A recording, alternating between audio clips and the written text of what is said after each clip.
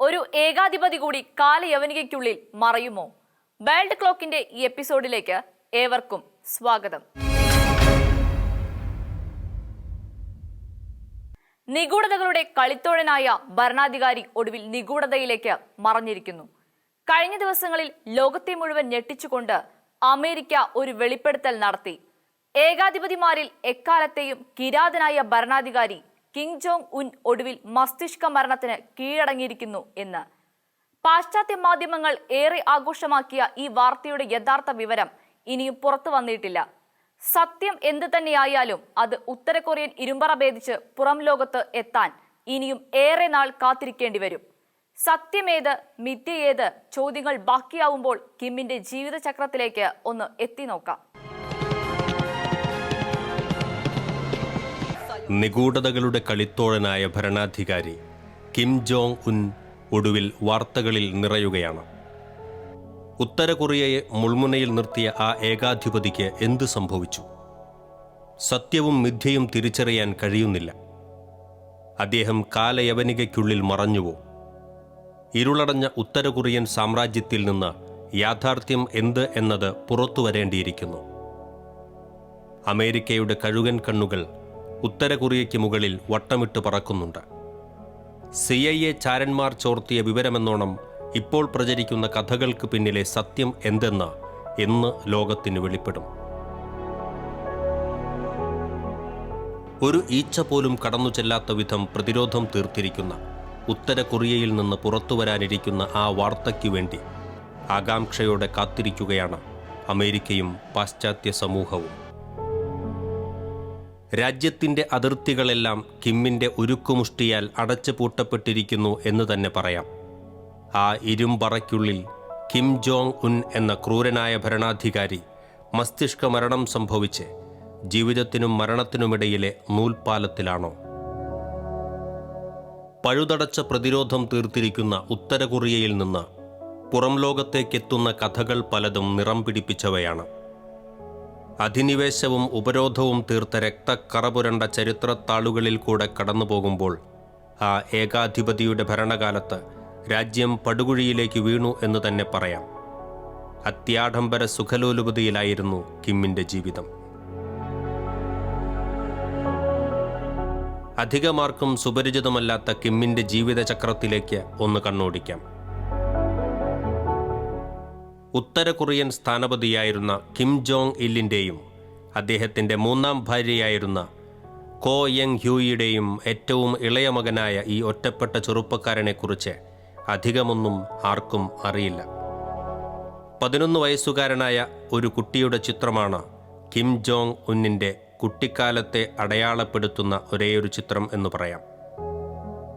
1983 അല്ലെങ്കിൽ 1984 ഏതു വർഷമാണ് കിം ജനിച്ചത് എന്ന് പോലും രേഖകളിലൊന്നിലും പരാമർശമില്ല. കുട്ടിക്കാലത്ത് ഒരിക്കൽ പോലും പ്രത്യക്ഷത്തിലേക്ക് വരാതിരുന്ന കിം തൻ്റെ പിതാവിൻ്റെ മരണശേഷം ആ രാജ്യത്തിൻ്റെ പരമാധികാരിയാകുമെന്ന് ആരും തന്നെ കരുതിയിരുന്നില്ല. അദ്ദേഹത്തിൻ്റെ മൂത്ത സഹോദരൻ കിം ജോങ് ചോലിലും അർദ്ധ സഹോദരൻ കിം ജോങ് നാമിലുമായിരുന്നു നിരീക്ഷകരുടെ ശ്രദ്ധ. എന്നാൽ 2001 മേയിൽ കിം ജോങ് നാമിനെ ജപ്പാൻ പുറത്താക്കിയതും കിം ജോങ് ചോലിൻ്റെ പ്രത്യക്ഷത്തിലുള്ള ഉൾവലിയലുമെല്ലാം അദ്ദേഹത്തിൻ്റെ സാധ്യതകൾ വർദ്ധിപ്പിച്ചു എന്ന് പറയുന്നതാകും അഭികാമ്യം. കിം ജോങ് ഉൻ മാതാപിതാക്കളുടെ പ്രിയപ്പെട്ട മകനായിരുന്നു എന്ന് തന്നെയാണ് ചില രേഖകളിൽ നിന്നും വ്യക്തമാകുന്നത്. 2010 ഓഗസ്റ്റിൽ കിമ്മിൻ്റെ പിതാവ് കിം ജോങ് ഇല്ലിനോടൊപ്പം കിമ്മും ചൈന സന്ദർശിച്ചിരുന്നതായി ഒരു ദക്ഷിണ കൊറിയൻ മാധ്യമം റിപ്പോർട്ട് ചെയ്തിരുന്നു. പക്ഷേ ഒട്ടും ആധികാരികതയില്ലാത്ത ഈ വിവരം പിൽക്കാലത്ത് ഊട്ടിയുറപ്പിക്കുന്ന തരത്തിലായിരുന്നു കിമ്മിൻ്റെ വളർച്ച. ഉത്തര കൊറിയൻ സ്ഥാപകൻ കിം ഇൽ സങ്ങിൻ്റെ ഛായ ഉള്ളതിനാലാണ് ഉന്നിനെ അനന്തരാവകാശിയായി പ്രഖ്യാപിച്ചതെന്ന് ചില റിപ്പോർട്ടുകൾ സൂചിപ്പിച്ചിരുന്നു. 2012 ഏപ്രിൽ 15 കിം ഉൽ സങ്ങിൻ്റെ 100ാം പിറന്നാളിനോടനുബന്ധിച്ച് നടന്ന ചടങ്ങിലാണ് കിം ആദ്യമായി പൊതുവേദിയിലെത്തുന്നത്. സൈന്യം ആദ്യം എന്ന സിദ്ധാന്തത്തെ പ്രകീർത്തിച്ച കിം തൻ്റെ രാജ്യം ഭീഷണി നേരിടുന്ന കാലഘട്ടം എന്നേക്കുമായി അവസാനിച്ചുവെന്നും ഒപ്പം സാമ്രാജ്യത്വവാദികളുടെ കുത്തകയായിരുന്ന കാലം അവസാനിപ്പിക്കുകയും ചെയ്യും എന്ന വെല്ലുവിളി നടത്തി. ഇതോടെ ലോകം കിം ജോങ് ഉൻ എന്ന ചെറുപ്പക്കാരനിലേക്ക് ശ്രദ്ധ പതിപ്പിച്ചു. അധികമാർക്കും അറിവില്ലാത്ത കിമ്മിൻ്റെ സ്വകാര്യ ജീവിതത്തിൽ ഇടയ്ക്കിടെ ഒരു പെൺകുട്ടിയുമായി കിം പൊതുവേദികളിൽ പ്രത്യക്ഷപ്പെടാറുണ്ട്. 2012 സഖാവ് റിസോൾ ജു എന്നറിയപ്പെടുന്ന ഈ പെൺകുട്ടിയെ കിം വിവാഹം കഴിച്ചതായി ചില ഉത്തര കൊറിയൻ നിരീക്ഷകർ പറയുന്നു. തൻ്റെ മുൻഗാമികളുമായി താരതമ്യം ചെയ്യുമ്പോൾ അത്ര പരുക്കനല്ലാത്ത പ്രതിച്ഛായ കാത്തുസൂക്ഷിക്കാൻ ശ്രമിക്കുന്ന കിമ്മിന് യോജിച്ച സഹയാത്രികയാണ് റിയ എന്നും അനുമാനിക്കപ്പെട്ടു. ഇവർ തമ്മിലുള്ള വിവാഹത്തിൻ്റെ വിശദാംശങ്ങൾ ഇന്നും അജ്ഞാതമായി തുടരുന്നു. റിയ ഒരു ഗായികയാണെന്നും ഉത്തര കൊറിയയിൽ നടന്ന ഒരു പരിപാടിയിൽ റിയയുടെ പ്രകടനമാണ് കിമ്മിനെ വശീകരിച്ചതെന്നും ഒരു പിന്നാമ്പുറ കഥ പ്രചരിക്കുന്നുണ്ട്.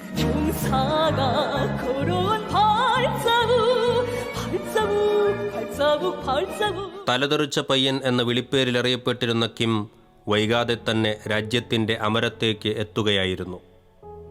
2011 അച്ഛൻ കിം ഇൽ സാങ്ങിൻ്റെ മരണശേഷം അധികാര കസേരയിലെത്തിയ കിമ്മിനെ ദ ഗ്രേറ്റ് സക്സസർ അഥവാ മഹാനായ പിൻഗാമി എന്ന് ലോകമെമ്പാടുമുള്ള പത്രങ്ങൾ വാഴ്ത്തി. അന്നു തൊട്ടിന്നുവരെ Democratic People's Republic of North കൊറിയയിൽ ഒരേയൊരു പേരു മാത്രമേ ഭരണസിരാ കേന്ദ്രങ്ങളിൽ ഉയർന്നു കേട്ടിട്ടുള്ളൂ. അത് സുപ്രീം ലീഡർ കിം ജോങ് ഉന്നിൻ്റേതാണ്. തൻ്റെ രാജ്യം ഏതു നിമിഷവും ആക്രമിക്കപ്പെട്ടേക്കാം എന്നൊരു വേവലാതി കിം ജോങ് ഉന്നിനെ അലട്ടിയിരുന്നു. അതുകൊണ്ടുതന്നെ സൈനിക സംവിധാനങ്ങളുടെ പരിഷ്കരണത്തിൽ കിം ഏറെ ശ്രദ്ധാലുവായിരുന്നു. ഇതുവരെ നടത്തിയിട്ടുള്ളത് 4 ആണവ പരീക്ഷണങ്ങൾ. മിസൈൽ ടെസ്റ്റുകൾ എത്ര നടത്തിയിട്ടുണ്ടെന്ന് ആർക്കും കൃത്യമായ അറിവില്ല.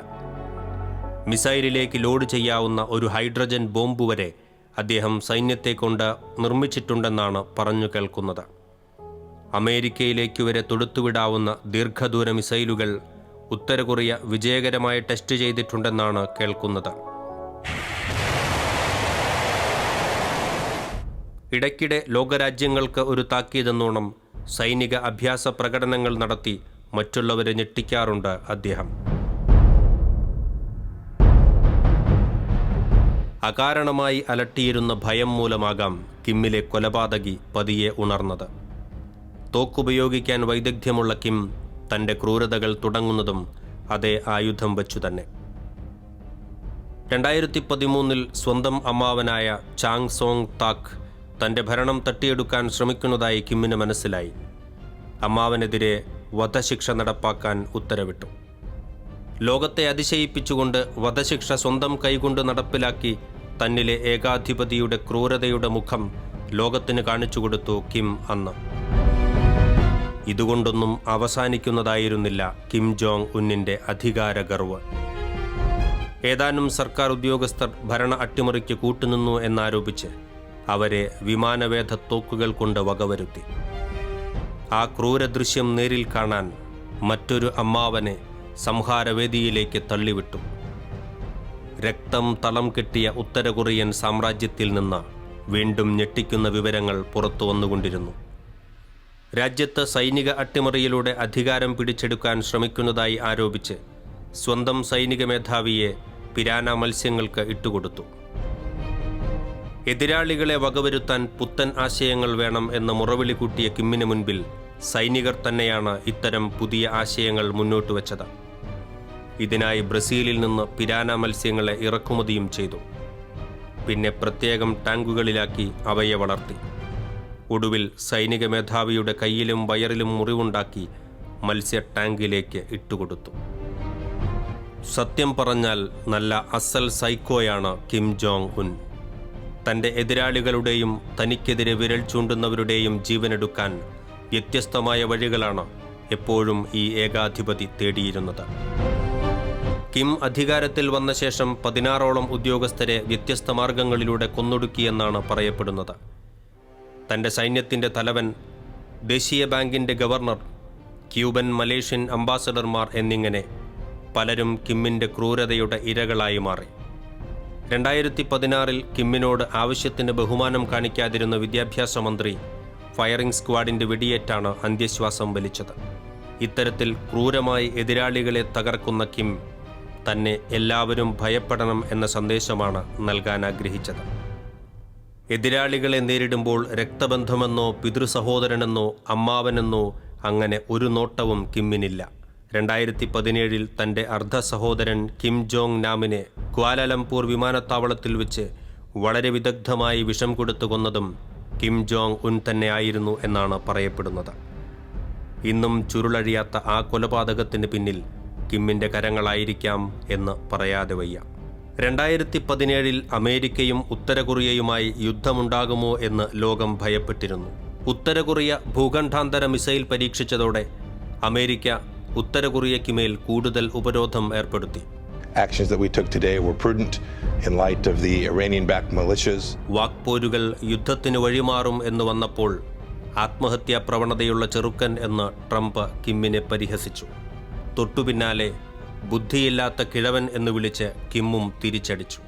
ഉപരോധം പിൻവലിച്ചില്ലെങ്കിൽ പസഫിക് മഹാസമുദ്രത്തിലെ ഗ്വാം ദ്വീപ് പിടിച്ചെടുക്കുമെന്ന് കിം ജോങ് ഉൻ ഭീഷണി മുഴക്കി. ഗ്വാം ദ്വീപിൽ അമേരിക്കയുടെ സൈനിക താവളം സ്ഥിതി ചെയ്യുന്നുണ്ട്.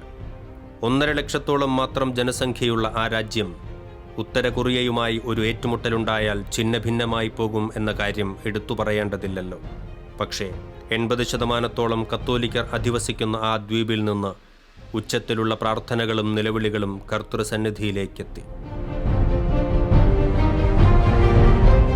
ആർച്ച് ബിഷപ്പ് മൈക്കിൾ ബയൻസ് രാജ്യത്ത് പ്രാർത്ഥനകൾ ഉയർത്താൻ ആഹ്വാനം ചെയ്തു. ഗ്വാം ദ്വീപിൽ പ്രാർത്ഥനകൾ തുടങ്ങി 2 മാസം പിന്നിട്ടപ്പോൾ ലോകം പ്രതീക്ഷിക്കാത്ത രീതിയിൽ കാര്യങ്ങൾ മാറിമറിഞ്ഞു. അമേരിക്കൻ പ്രസിഡന്റ് ഡൊണാൾഡ് ട്രംപും ഉത്തര കൊറിയൻ ഏകാധിപതി കിം ജോങ് ഉന്നും തമ്മിൽ സമാധാന ചർച്ചകൾ നടന്നു. അതിനെ തുടർന്ന് കിം ജോങ് ഉൻ ഫ്രാൻസിസ് പാപ്പയെ ഉത്തര കൊറിയൻ സന്ദർശനത്തിന് ക്ഷണിക്കുക പോലും ചെയ്തു. അധികാരം ഏറ്റെടുത്ത കാലം മുതൽ കൊല്ലും കൊലയും വധശിക്ഷകളും മിസൈൽ ആണവ പരീക്ഷണങ്ങളും നടത്തിയിരുന്ന കിം ജോങ് ഉൻ എന്ന ധിക്കാരിയിൽ നിന്ന് കിം ജോങ് ഉൻ എന്ന രാഷ്ട്ര നേതാവിലേക്കുള്ള വളർച്ചയാണ് 2018 ശേഷം ലോകം കണ്ടത്.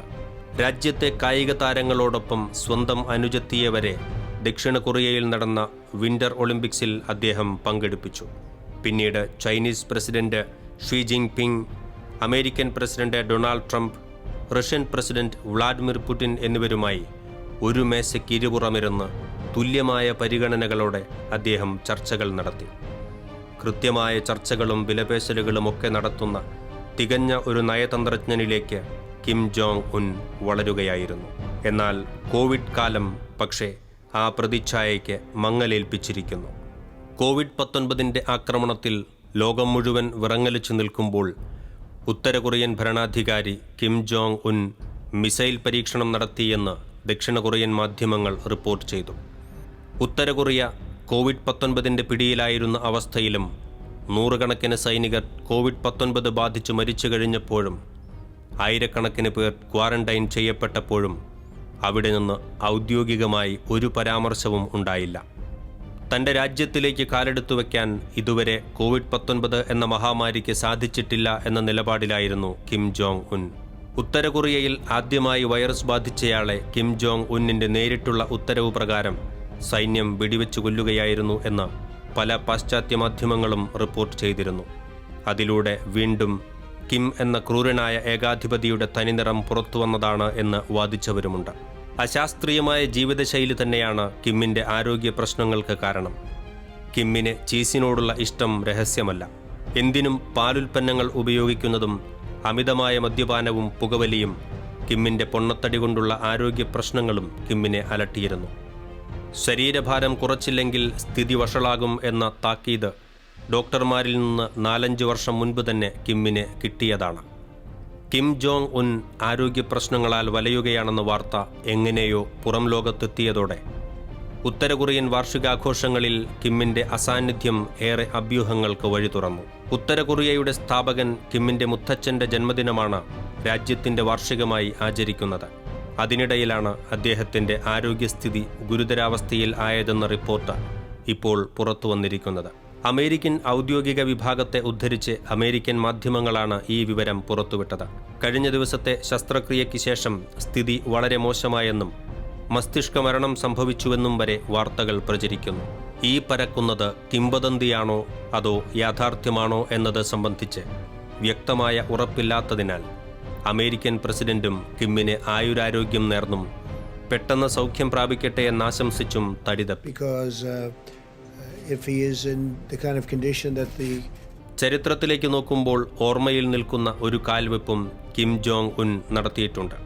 കൊളോണിയൽ അധിനിവേശത്തിന്റെ ഇരകളായി പരസ്പരം അറത്തുമാറ്റപ്പെട്ട കൊറിയൻ സാമ്രാജ്യങ്ങൾ അനുരഞ്ജനത്തിന്റെ പാതയിൽ എത്തിയതാണ് ആ നേട്ടം. ചരിത്ര നേട്ടം എന്ന് തന്നെയാണ് ആ കൂടിക്കാഴ്ചയെ ഐക്യരാഷ്ട്രസഭ വിശേഷിപ്പിച്ചത്.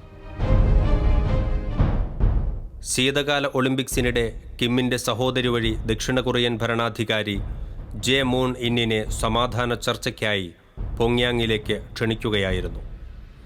ആദ്യം ലോകം പകച്ചുപോയെങ്കിലും അമേരിക്കയും ചൈനയും അടക്കമുള്ള രാഷ്ട്രങ്ങൾ കിമ്മിന്റെ ഈ പ്രവൃത്തിയെ സ്വാഗതം ചെയ്തു. പെക്ടു മലനിരകളിൽ കുതിരസവാരിയിൽ സഞ്ചരിച്ച് തീരുമാനമെടുക്കുന്ന കിം ജോങ് ഉൻ എന്ന വ്യക്തിയിൽ നിന്ന് വന്ന ലോകത്തെ തന്നെ ഞെട്ടിച്ചുകളഞ്ഞ തീരുമാനമായിരുന്നു അത്. കിമ്മിന്റെ ജീവിതത്തെക്കുറിച്ച് പറഞ്ഞു നിർത്തും മുൻപ് കൊറിയയുടെ ചരിത്രത്തിലേക്ക് കൂടി ഒന്ന് തിരിഞ്ഞു നോക്കാം. രണ്ടാം ലോക മഹായുദ്ധാനന്തരം ജപ്പാന്റെ കയ്യിൽ നിന്ന് അമേരിക്കയും റഷ്യയും കൊറിയൻ സാമ്രാജ്യത്തെ വീതിച്ചെടുത്തു. 1948 ഐക്യരാഷ്ട്ര സംഘടനയുടെ മേൽനോട്ടത്തിൽ അമേരിക്കൻ നിയന്ത്രണത്തിലുള്ള ദക്ഷിണ കൊറിയയിൽ തെരഞ്ഞെടുപ്പ് നടത്തുകയും റിപ്പബ്ലിക് ഓഫ് കൊറിയ രൂപപ്പെടുകയും ചെയ്തു. സോവിയറ്റ് യൂണിയന്റെ നിയന്ത്രണത്തിലുള്ള കൊറിയൻ ഭാഗം Democratic People's Republic of Korea എന്നും അറിയപ്പെടാൻ തുടങ്ങി. അങ്ങനെ കൊറിയൻ ജനത അകാരണമായി വിഭജിക്കപ്പെട്ടു എന്ന് പറയാതെ വയ്യ. ഇരു രാജ്യങ്ങളും തമ്മിൽ കൊറിയൻ ഉപദ്വീപിനെ ചൊല്ലി അവകാശമുന്നയിച്ച് അതിഭീകരമായ സംഘട്ടനങ്ങളാണ് അവർ തമ്മിൽ പിന്നീട് നടന്നത്. അമേരിക്കയും റഷ്യയും നോക്കുകുത്തികളായി നിന്നിരുന്ന കൊറിയൻ യുദ്ധത്തിൽ നിരവധി ജീവനുകൾ പൊലിഞ്ഞു. ഒടുവിൽ ഐക്യരാഷ്ട്രസഭ ഇടപെട്ട് കൊറിയൻ യുദ്ധവിരാമ ഉടമ്പടി പ്രകാരം സൈനികരഹിത മേഖല കൊണ്ട് ഉത്തര കൊറിയയെയും ദക്ഷിണ കൊറിയയെയും വേർതിരിച്ചു. 250 കിലോമീറ്റർ നീളവും 4 മീറ്റർ വീതിയുമുള്ള ഡീമിലിറ്ററൈസ്ഡ് സോൺ എന്ന ഈ അതിർത്തി പ്രദേശത്താണ് ചരിത്രപരമായ കൂടിക്കാഴ്ചകൾ നടന്നത്. കാര്യങ്ങൾ ഇങ്ങനെയൊക്കെയാണെങ്കിലും മരണത്തിനും ജീവിതത്തിനുമിടയിലെ നൂൽപ്പാലത്തിൽ അകപ്പെട്ട കിം ജോങ് ഉന്നിന്റെ തിരിച്ചുവരവ് ഉണ്ടാകും എന്ന് തന്നെ നമുക്ക് പ്രത്യാശിക്കാം. അദ്ദേഹത്തിന് അതുവഴി കഴിഞ്ഞകാല ജീവിതത്തിലെ പ്രവൃത്തികളെക്കുറിച്ച് ഒരു പുനർവിചിന്തനത്തിന് അവസരം ലഭിക്കട്ടെ. ലോകത്തെ മുഴുവൻ പൊട്ടിച്ചിരിപ്പിച്ച കാർട്ടൂൺ കഥാപാത്രങ്ങളാണ് ടോമും ജെറിയും. ടോം ആൻഡ് ജെറി, പോപ്പോയ് തുടങ്ങിയ ആനിമേറ്റഡ് ചിത്രങ്ങളുടെ സംവിധായകനും ഓസ്കാർ ജേതാവുമായ ജീൻ ഡീച്ച് വിടവാങ്ങി. ആർമി ഓഫീസറായും കാർട്ടൂൺ ആർട്ടിസ്റ്റായും സിനിമാ സംവിധായകനായും പ്രശസ്തനായ ജീൻ ഡീച്ചിന്റെ ജീവിതം ഒരു വലിയ ചരിത്ര പുസ്തകം തന്നെയാണ്. സംഭവ ബഹുലമായ ആ ജീവിതത്തിലേക്കും ഒപ്പം കാർട്ടൂൺ എന്ന വിസ്മയ ലോകത്തേക്കും ഒരു യാത്ര. ചിരിക്കാൻ മറന്നുപോയ ഒരു തലമുറയിലേക്കാണ് ചിരിയുടെ മാലപ്പടക്കവുമായി ടോമും ജെറിയും എത്തിയത്. ചിരിച്ചും ചിന്തിപ്പിച്ചും പ്രേക്ഷക ഹൃദയങ്ങളിൽ ചിരിയുടെ നർമ്മരസം കൊണ്ട് മഴവിൽ തീർത്ത ഇന്ദ്രജാലക്കാരാണ് ടോമും ജെറിയും എന്ന കാർട്ടൂൺ കഥാപാത്രങ്ങൾ. ടോം ആൻഡ് ജെറി ചിത്രങ്ങളുടെ സംവിധായകനും ഓസ്കാർ ജേതാവുമായ യൂജിൻ മെറിൻ ഡിച്ച് മരണമടഞ്ഞു എന്ന വാർത്ത കാർട്ടൂൺ ചലച്ചിത്ര പ്രേമികളെ ഏറെ ദുഃഖത്തിലാഴ്ത്തി. അമേരിക്കയിലെ ചിക്കാഗോയിൽ ജനിച്ച യൂജിൻ വ്യോമസേന പൈലറ്റായിട്ടായിരുന്നു ജീവിതം ആരംഭിച്ചത്. പിന്നീട് എഴുത്തുകാരൻ, തിരക്കഥാകൃത്ത് എന്ന നിലകളിൽ പ്രസിദ്ധനായി. ടോം ആൻഡ് ജെറി സീരീസിലെ 13 ചിത്രങ്ങളും പോപ്പോയ് ദി സ്ലെയർ ചിത്രങ്ങളിലെ ഏതാനും സീരീസുകളും അദ്ദേഹം സംവിധാനം ചെയ്തു. വ്യോമസേനയിൽ നിന്ന് വിരമിച്ച് ആനിമേഷൻ, ഇലസ്ട്രേഷൻ രംഗത്തെത്തിയതോടെ യൂജിൻ ഡീച്ച് ലോക പ്രശസ്തനായി എന്ന് പറയാം. അക്കാലത്ത് ബോക്സ് ഓഫീസിൽ തരംഗം സൃഷ്ടിച്ച് മുന്നേറിക്കൊണ്ടിരിക്കുന്ന ടോം ആൻഡ് ജെറി കാർട്ടൂൺ ചിത്രങ്ങളുടെ അമരത്തേക്ക് എത്തുകയായിരുന്നു പിന്നീട് അദ്ദേഹം. ആദ്യം 1-2 ചിത്രങ്ങൾ ചെയ്യാൻ മാത്രമാണ് MGM സ്റ്റുഡിയോ ഡീച്ചിനെ സമീപിച്ചത്. എന്നാൽ ആദ്യ ചിത്രം തന്നെ പ്രേക്ഷകർക്കിടയിൽ തരംഗമായതോടെ ബാക്കി ചിത്രങ്ങളും ഡീച്ചിനെ ഏൽപ്പിച്ചു. ആനിമേഷൻ രംഗത്ത് അത്ഭുതങ്ങൾ സൃഷ്ടിച്ച ജീൻ ഡീച്ചിനെ തേടി നിരവധി പുരസ്കാരങ്ങൾ എത്തിയിട്ടുണ്ട്. 1958 മൺറോ എന്ന ഹ്രസ്വ ചിത്രത്തിന് ഓസ്കാർ അവാർഡ് ലഭിച്ചു. പുരസ്കാരങ്ങൾ നിരവധി വാരിക്കൂട്ടിയെങ്കിലും ടോം ആൻഡ് ജെറി ചിത്രങ്ങളുടെ സംവിധായകനായാണ് ഡീച്ചിനെ അറിയപ്പെടുന്നത്. കഴിഞ്ഞ 8 പതിറ്റാണ്ടായി ലോകത്ത് മിന്നിത്തിളങ്ങി നിൽക്കുന്ന താരജോഡികളായ ടോം ആൻഡ് ജെറി ചിത്രങ്ങളുടെ കഴിഞ്ഞ കാലങ്ങളിലൂടെ ഒന്ന് കടന്നു പോകാം. എത്രയൊക്കെ പുതിയ ആനിമേഷൻ കാർട്ടൂൺ കഥാപാത്രങ്ങൾ വന്നാലും കാർട്ടൂൺ രംഗത്തെ എവർഗ്രീൻ സൂപ്പർ സ്റ്റാറുകൾ അന്നും ഇന്നും ടോമും ജെറിയും തന്നെയായിരിക്കും. ഒന്നും രണ്ടുമല്ല, കഴിഞ്ഞ 80 വർഷമായി ടോമും ജെറിയും ചേർന്ന് ലോകമെമ്പാടുമുള്ള ആബാലവൃദ്ധം ജനങ്ങളെയും പൊട്ടിച്ചിരിപ്പിച്ചുകൊണ്ടേയിരിക്കുന്നു.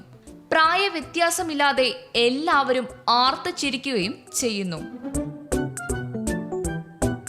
ടോം എന്ന പൂച്ചയുടെയും ടോമിനെ തട്ടിക്കളിപ്പിക്കുന്ന ജെറി എന്ന സൂത്രശാലിയായ എലിയുടെയും രസകരമായ മുഹൂർത്തങ്ങളാണ് ടോം ആൻഡ് ജെറിയുടെ എക്കാലത്തെയും തീം.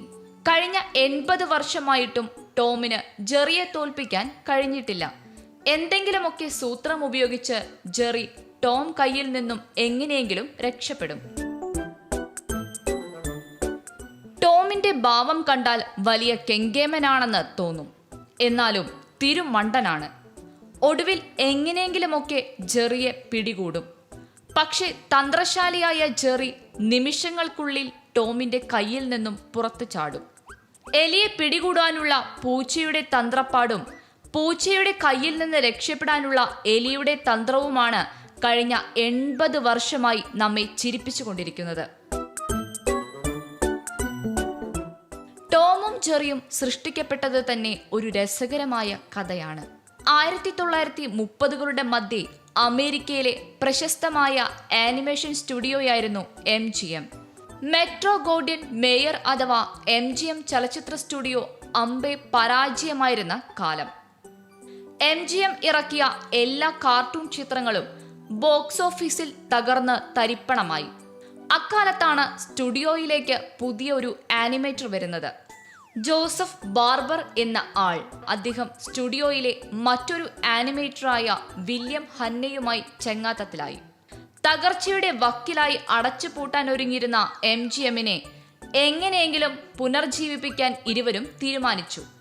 ജോസഫ് ബാർബർ അവതരിപ്പിച്ച ടോമിനെയും ജെറിയെയും ആദ്യം ആരും അംഗീകരിച്ചില്ല. തുടർന്ന് ജോസഫ് തന്റെ പദ്ധതി കാർട്ടൂൺ രൂപത്തിലാക്കിയതോടെ നേരത്തെ എതിരഭിപ്രായം പറഞ്ഞവർ തന്നെ തിരുത്തി പറഞ്ഞു. ടോം ആൻഡ് ജെറിയുടെ ആദ്യ ചലച്ചിത്രം തന്നെ വൻ ഹിറ്റായതോടെ ടോമും ജെറിയും 1940 മുതൽ MGMന്റെ ഫ്ലോറിൽ ഓടിക്കളിക്കാൻ തുടങ്ങി. ആദ്യകാലത്ത് ടോമിനും ജെറിക്കും പേരുകൾ ഉണ്ടായിരുന്നില്ല. പിന്നീടാണ് പേരുകൾ നൽകിയത്.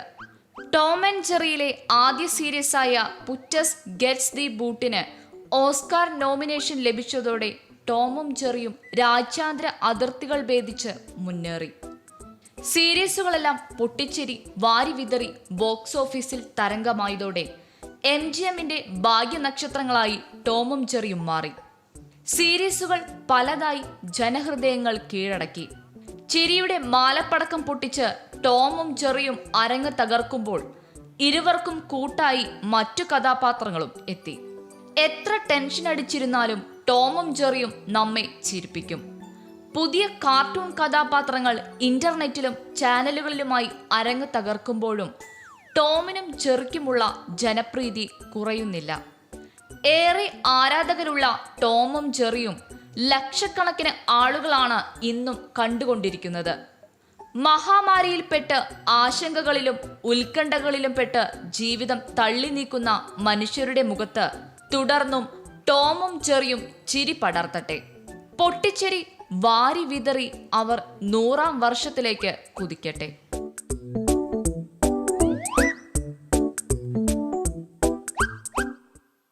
ഓരോ ഏകാധിപതിയും ആഗ്രഹിക്കുന്നത് ലോകത്തിന്റെ അന്ത്യം വരെ തനിക്ക് ഭരണത്തിൽ തുടരണം എന്നാണ്. പക്ഷേ മിക്കപ്പോഴും കൊടും ചതിയിൽപ്പെട്ടോ ജനരോക്ഷത്തിൽ ആടിയുലഞ്ഞോ ജീവിതം പാതി വഴിയിൽ അവസാനിപ്പിച്ച് അവർ ചുവർ ചിത്രങ്ങളായി മാറും. വേൾഡ് ക്ലോക്കിന്റെ ഈ എപ്പിസോഡ് ഇവിടെ പൂർണ്ണമാകുന്നു. നന്ദി, നമസ്കാരം.